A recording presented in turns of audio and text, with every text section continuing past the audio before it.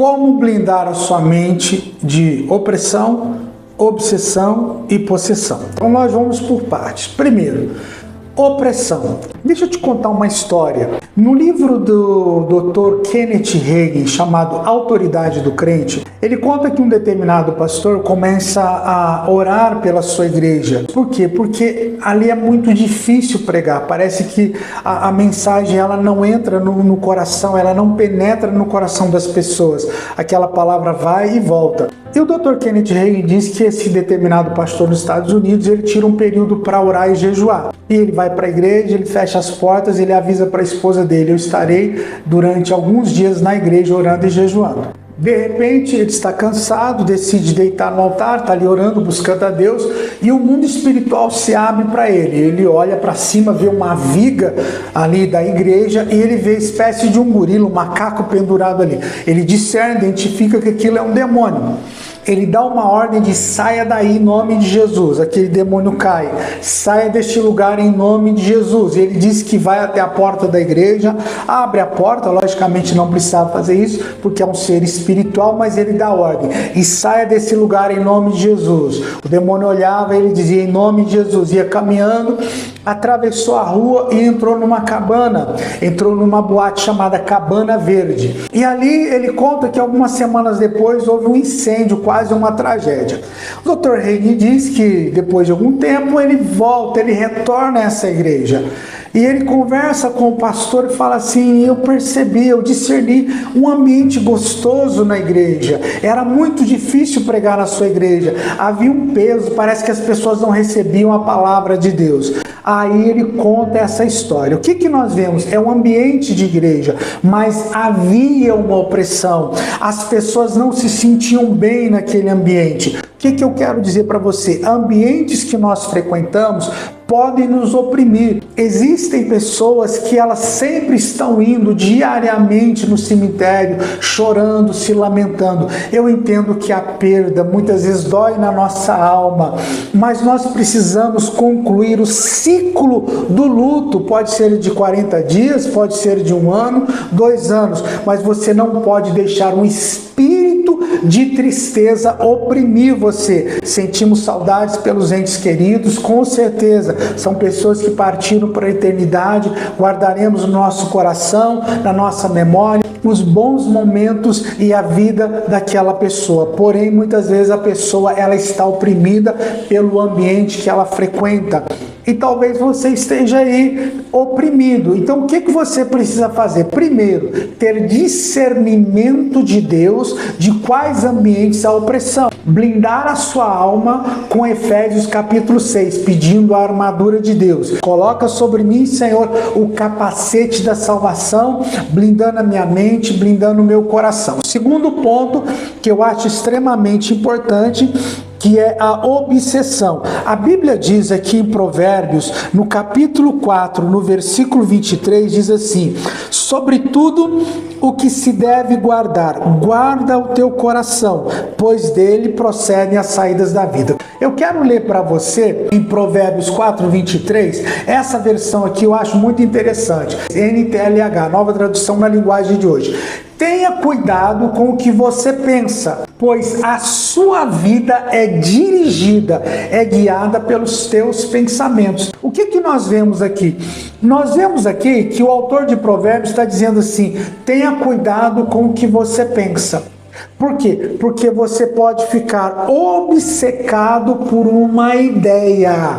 E essa ideia, ela vai dirigir a sua vida. Olha que texto maravilhoso. Então, o que eu preciso entender, pastor? Você não pode impedir os pássaros de voar sobre a sua cabeça, mas você pode impedi-los de fazer ninhos em sua cabeça. Guarda teus pensamentos. Ele está dizendo o quê? Proteja a sua alma. Isso entra por onde você vê, olha e por onde você ouve. Você talvez esteja ouvindo pessoas, ouvindo coisas e vendo coisas que você poderá ter um espírito de obsessão na sua vida. E vamos então agora para o terceiro, que é a possessão. Como me blindar em relação à possessão? Não ter uma ação maligna dominando o meu espírito, minha alma, meu corpo, sentimentos e emoções. Jesus disse aqui em Mateus 12:43, quando o espírito imundo sai do homem. A minha pergunta é, como ele entrou? Então, existem algumas dicas, algumas instruções que eu gostaria de dar para você. E eu deixei aqui um texto, Provérbios 18:21, que diz assim: a morte e a vida estão no poder da língua, e aqueles que a amam comerão o seu fruto. Ó, pessoal, tá tendo uma reforma aqui, então se você escutar um barulhinho aí, desconsidera, preste atenção no que eu estou explicando para você, tá bom? A Bíblia diz que a morte e a vida estão no poder da língua. A sua vida pode melhorar ou piorar, dependendo daquilo que você fala. Então, o que Jesus disse? Quando o espírito imundo sai do homem. A minha pergunta é, Senhor Jesus, por que entrou? Então, Jesus está dizendo para nós que nós podemos gerar morte, ação maligna na nossa vida através da nossa boca. Eu tenho muitas histórias para contar para você, mas eu quero te contar uma de Minas Gerais e Belo Horizonte. Em um certo sítio, uma mãe chama sua filha de cerca de 12 anos e diz para ela: vá até o curral e traga o leite para mim. E a garota vem vindo com um balde e a garota tropeça e cai, derramando todo o leite. Ela chega toda sem graça e fala: mamãe, eu derramei todo o leite. A mãe, indignada, se ira e fica brava com a menina e diz que ela é uma burra, responsável, por que o diabo não te carrega? Olha a palavra que ela verbalizou. E aí foram passando as horas, a menina começou a se sentir mal. No final da tarde, a menina começou a ter umas manifestações malignas, ela começou a ficar possuída. Quem tem autoridade sobre os filhos são os pais. Chamaram um pastor de uma igreja e esse pastor foi inteligente. Ele já não foi logo expulsando o demônio. O que foi que ele fez? Ele fez o seguinte: mãe, conta pra mim como foi o dia dela e por que isso aconteceu. Foi a primeira vez? A mãe disse: foi, minha filha é saudável. Eu não sei porque ela está com esse espírito maligno. A mãe conta a história, fala, ela acordou de manhã, ela tomou café, ela fez isso, aquilo. Teve um momento que ela foi buscar lá o leite, eu fiquei muito brava com ela e depois ela começou a passar mal. O pastor volta e fala assim: mas a senhora ficou brava como com ela? Ah, eu falei umas coisas pra ela, que ela era isso, aquilo, mas a senhora falou o quê? O pastor foi insistente e cirúrgico. Eu disse que ela era uma burra, irresponsável, e eu falei que Deus me perdoe, que o diabo a carregasse. Pronto, ele pegou.